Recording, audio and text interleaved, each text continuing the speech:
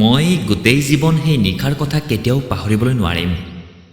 যিদিনা বহুত ধাৰাসাৰে বৰষুণ দি আছিল, ঘৰৰ সকলো লোক বিয়ালৈ গৈছিল, মাত্ৰ মই আৰু খুৰী ঘৰত অকলে আছিলোঁ। মোৰো মন আছিল বিয়ালৈ যাবলৈ, কিন্তু দেউতাই কৈছিল যে ৰাহুল, তই ঘৰতে থাক, তয়ো গ'লে ঘৰখন কোনে চোৱা চিতা কৰিব? মই ক'লোঁ, ঠিক আছে দেউতা, তুমি যেনেকৈ কোৱা তেনেকৈ হ'ব। মই ঘৰত থাকিবলৈ লোৱা দেখি খুৰীয়েও ক'লে, ৰাহুলে অকলে কেনেকৈ থাকিব? ময়ো ৰাহুলৰ লগতে ঘৰত থাকি দিওঁ। আপোনালোকে বিয়ালৈ যাওক আৰু 2-3 দিন পিছত আৰামেৰে আহক। মই ক'লোঁ যে নালাগে খুৰী, মই অকলেই সকলো চম্ভালি ল'ম। তেতিয়াই দেউতাই ক'লে, মঞ্জুৱে ঠিকেই কৈছে, তেওঁক ৰাহুলৰ লগত থাকিবলৈ দিয়া, ব'লা আমি যাওঁ। তাৰপিছত সকলো লোক আইতাৰ ঘৰলৈ গুচি গ'ল। মই ক'লোঁ, খুৰী, আপুনি কিয় থাকিলে? এনেও ঘৰখন চোৱা চিতাৰ কাৰণে মইতো আছোৱেই ন। তেতিয়া খুৰীয়ে ক'লে, ৰাহুল, তোমাৰ সেই দিনটো মনত আছেনে, যেতিয়া আমি প্ৰথমবাৰ কৰিছিলোঁ? মই ক'লোঁ যে অঁ খুৰী, সেই দিনটো মই কেনেকৈ পাহৰিবলৈ পাৰিম? কেতিয়াবাতো মই এনেকৈ ভাবোঁ যে যদি সেই দিনটো আকৌ ঘূৰি আহিলেহেঁতেন, তেনেহ'লে কিমান মজা লাগিলেহেঁতেন। সেই দিনটোক মই বহুতেই মিছ কৰোঁ। তাৰপিছত খুৰীয়ে ক'লে, আৰে পাগল, তুমি এতিয়ালৈকে বুজিয়ে পোৱা নাইনে? মই সেইকাৰণেই বিয়ালৈ নগ'লোঁ। মই ভাবিলোঁ যে আজি যেতিয়া ঘৰৰ সকলোৱে বাহিৰলৈ গৈয়ে আছে, তেনেহ'লে আকৌ এবাৰ সেই দিনটো পুনৰাবৃত্তি হৈ যাওক। তেতিয়া মই ক'লোঁ, বাহ খুৰী, কি দিমাগ আপোনাৰ, মইতো সেই বিষয়ে ভবাই নাছিলোঁ। খুৰীয়ে ক'লে, আগতে তুমি বজাৰলৈ যোৱা আৰু 2টা ঠাণ্ডা বিয়েৰ লৈ আহা। মই বজাৰলৈ গ'লোঁ আৰু খুৰীয়ে যি বস্তু আনিবলৈ কৈছিল সেয়া লৈ আহিলোঁ। অলপ দেৰিৰ কাৰণে আমি দুয়ো চাদৰ ওপৰলৈ গুচি গ'লোঁ। খুৰী একেবাৰে মোৰ ওচৰতে আছিল। তাৰপিছত খুৰীয়ে ক'লে, বাৰু ৰাহুল, এটা কথা কোৱাচোন। তেতিয়া মই ক'লোঁ, কি কথা? খুৰীয়ে ক'লে, তোমাৰ কোনো ছোৱালী বান্ধৱী আছেনে? তেতিয়া মই ক'লোঁ যে কি কথা কয় খুৰী, মই ইমান ডাঙৰ হৈ গ'লোঁ, কিন্তু আজিলৈকে মোৰ কোনো ছোৱালী এগৰাকীৰ লগত বন্ধুত্ব নহ'ল। বন্ধুসকল, মোৰ খুৰী অলপ খোলা মনোভাৱৰ আছিল, কিন্তু মোৰ তেওঁৰ সেই স্বভাৱ বৰ ভাল লাগিছিল। খুৰীয়ে মোক বহুত ছাপোৰ্ট কৰিছিল, আনকি তেওঁৰ সকলো কাম মোৰ হতুৱাই কৰাইছিল। যেতিয়া মোৰ খুৰা-খুৰীৰ বিয়া হৈছিল, তেতিয়া মই তেওঁলোকৰ বিয়ালৈ গৈছিলোঁ। খুৰা আৰু খুৰীয়ে ষ্টেজত বহি আছিল আৰু মই তেওঁলোকৰ মাজত বহি আছিলোঁ।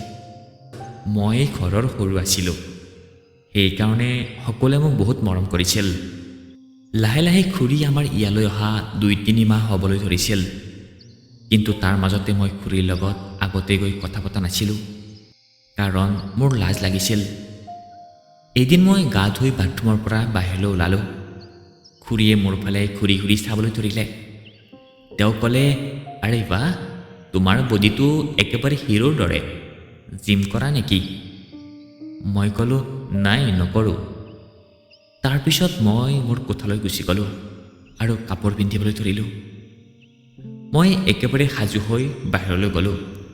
খুৰীয়ে তেতিয়া আকৌ মোক দেখি ক'লে, কি হ'ল ৰাহুল, ক'লৈ যোৱা সাজি-কাচি, কোনোবাই মাতিছে নেকি? মই ক'লোঁ, নাই খুৰী, এজন বন্ধুৰ বাৰ্থডে, তালৈ গৈ আছোঁ। তাৰপিছত মই ভাবিলোঁ, খুৰীয়ে মোৰ লগত কেনেকৈ ডাইৰেক্ট এনেকুৱা কথা কৈ দিয়ে, মইতো তেওঁৰ দেৱৰো নহয়। এনেকৈয়ে মই লাহে লাহে জানি গ'লোঁ যে খুৰী অলপ ধেমেলীয়া স্বভাৱৰ। তেওঁ মোৰ লগত হাঁহি ধেমালি কৰে। পিছদিনা খুৰাই মোক ক'লে, ৰাহুল, মোক 1 ঘণ্টা পিছত ষ্টেচনত থৈ আহিবিচোন, মই 2-4 দিনৰ কাৰণে বাহিৰলৈ যাব লাগিব। মই ক'লোঁ, ঠিক আছে খুৰা। তাৰপিছত মই খুৰাক ষ্টেচনত থৈ আহিলোঁ। মোৰ খুৰাৰ বাহিৰত ব্যৱসায় চলি আছিলে আৰু তেওঁ বেছিভাগ সময় ঘৰৰ পৰা বাহিৰতে থাকিছিল। ৰাতি যেতিয়া মই বাথৰুমলৈ যাবলৈ উঠিলোঁ, তেতিয়া মই দেখিলোঁ খুৰীয়ে নিজৰ কোঠাত জাগি আছে। তেওঁৰ কোঠা মোৰ কোঠাৰ একেবাৰে কাষৰটোৱে আছিল। তেওঁৰ দৰজাও খোলাই আছিল। যেতিয়া মই ভিতৰলৈ গ'লোঁ, তেতিয়া খুৰীয়ে নিজৰ মোবাইলত কিবা চাই আছিল। মোক দেখাৰ লগে লগে খুৰীয়ে ক'লে, আৰে ৰাহুল, কি হ'ল, টোপনি নাই অহা নেকি? মই ক'লোঁ, নাই খুৰী, মই বাথৰুমলৈ গৈ আছিলোঁ। তেতিয়া দেখিলোঁ যে আপোনাৰ কোঠাৰ লাইট জ্বলি আছে আৰু কোঠাৰ দৰজাও খোলাই আছে। সেয়ে মই তাকেই চাবলৈ সোমাই আহিলোঁ। তেতিয়া খুৰীয়ে ক'লে, ৰাহুল, নাজানো কিয় মোৰ আজি একেবাৰে টোপনি নাই অহা, সেইকাৰণে অলপ মোবাইল চলাই আছিলোঁ।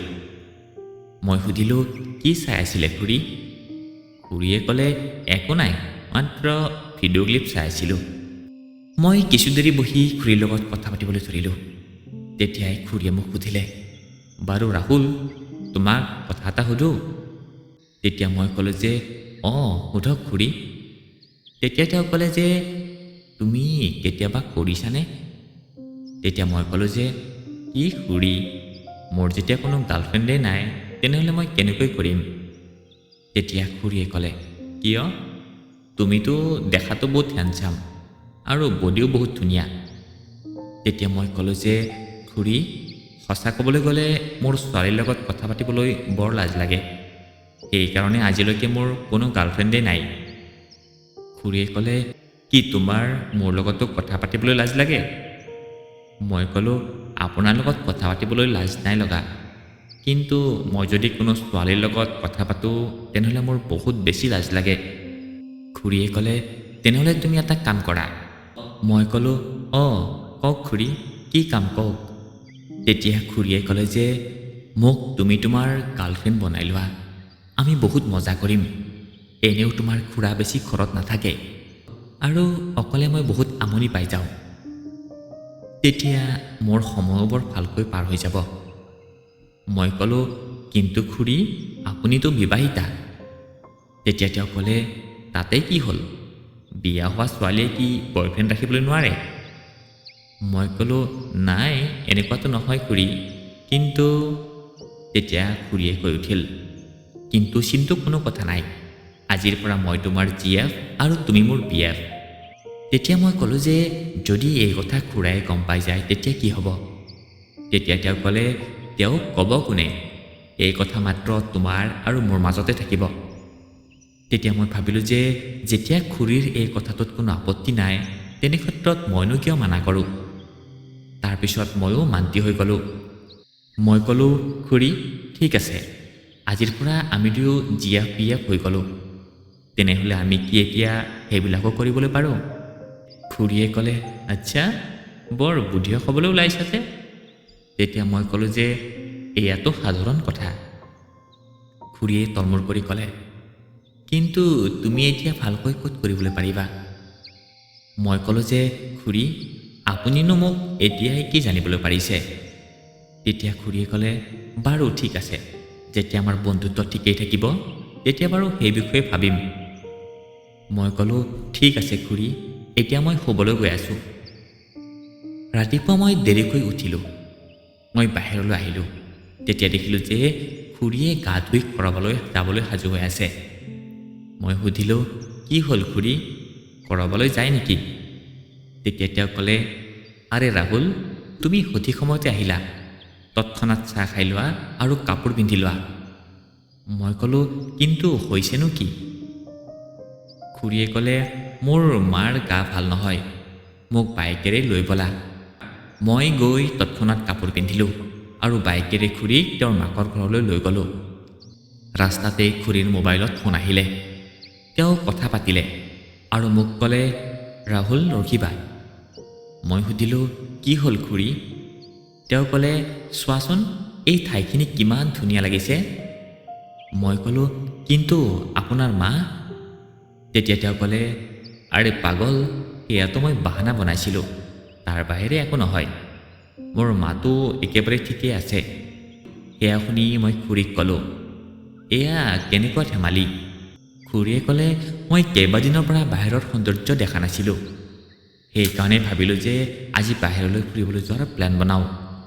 তাৰপিছত ময়ো খুৰীৰ লগত বাহিৰত ফুৰাৰ মজা ল'লোঁ আৰু তাৰপিছত আমি দুয়ো সন্ধিয়া ঘৰলৈ উভতি আহিলোঁ। মায়ে খুৰীক সুধিলে, কি হ'ল তোমাৰ, মা ঠিকে আছেনে? তেতিয়া তেওঁ ক'লে যে, অঁ ঠিকে আছে। মই ভাবিলোঁ যে খুৰী বাহানা বনোৱাত দেখোন বহুতেই পাৰ্গত। তাৰপিছত খুৰীয়ে ক'লে, ৰাহুল, মোৰ লগত কোঠালৈ ব'লা, মোৰ অলপ কাম আছে। তাৰপিছত মই খুৰীৰ লগত তেওঁৰ কোঠালৈ গ'লোঁ। তেতিয়া মই ক'লোঁ যে, খুৰী, আপুনিতো বহুতেই বুদ্ধিয়ক, সকলোকে মূৰ্খ বনাই দিবলৈ পাৰে। খুৰীয়ে ক'লে, টেনশ্যন নল'বা, তুমিও মোৰ লগত থাকি বুদ্ধিয়ক হৈ যাবলৈ পাৰিবা। খুৰীয়ে মোৰ লগত সকলো ধৰণৰ কথা পাতিছিল। তেওঁ মোক বহুত ছাপোৰ্ট কৰিছিল আৰু ধেমালিও বহুত কৰিছিল। দুপৰীয়াৰ সময় আছিল। মই বজাৰলৈ কিবা বস্তু আনিবলৈ গৈছিলোঁ। যেতিয়া বজাৰৰ পৰা উভতি আহিলোঁ, তেতিয়া খুৰীয়ে মোক মাতিলে। তেওঁক বহুত সুখী যেন লাগিছিল। মই সুধিলোঁ, কি হ'ল খুৰী, আজি বৰ সুখত থকা যেন লাগিছে? খুৰীয়ে ক'লে, কথাটোৱে এনেকুৱা, সেইকাৰণে সুখী হৈ আছোঁ। মই সুধিলোঁ, কি কথা, মোকো কওঁ। তেতিয়া তেওঁ ক'লে যে, তোমাৰ খুৰাৰ ফোন আহিছিল। তেওঁ তাতেই এটা ফ্লেট কিনিছে আৰু তেওঁ মোক এতিয়া তালৈ তেওঁৰ ওচৰলৈ মাতিছে আৰু তেওঁ আজি সন্ধিয়াৰ টিকটো কৰি দিছে। সেয়ে তুমি আজি সন্ধিয়া মোক ষ্টেচনত এৰি দিবলৈ লাগিব। মই ক'লোঁ, খুৰী, আপুনি গুচি গ'লে মই ইয়াতে অকলে থাকিবলৈ লাগিব। তেওঁ ক'লে, আৰে, তুমি একেবাৰে চিন্তা নকৰিবা, মই তালৈ গৈয়ে কিবা বাহানা কৰি তোমাকো তালৈ লৈ যাম। তাৰপিছত মই খুৰীক ষ্টেচনলৈ থ'বলৈ গ'লোঁ আৰু যোৱাৰ সময়ত মই খুৰীক ফোন কৰি থাকিবলৈ ক'লোঁ। খুৰীয়ে ক'লে, চিন্তা নকৰিবা ৰাহুল, মই সদায় তোমালৈ ফোন কৰি থাকিম আৰু অতি সোনকালে মই তোমাক মোৰ ওচৰলৈ লৈ আহিম। তেনেহ'লে বন্ধুসকল, কাহিনীটো শুনি কেনেকুৱা পালে কমেণ্ট কৰি জনাব। ভাল লাগিলে লাইক কৰি সকলোকে শ্বেয়াৰ কৰিব আৰু চেনেলটো প্লিজ ছাবস্ক্ৰাইব কৰি দিব। ধন্যবাদ।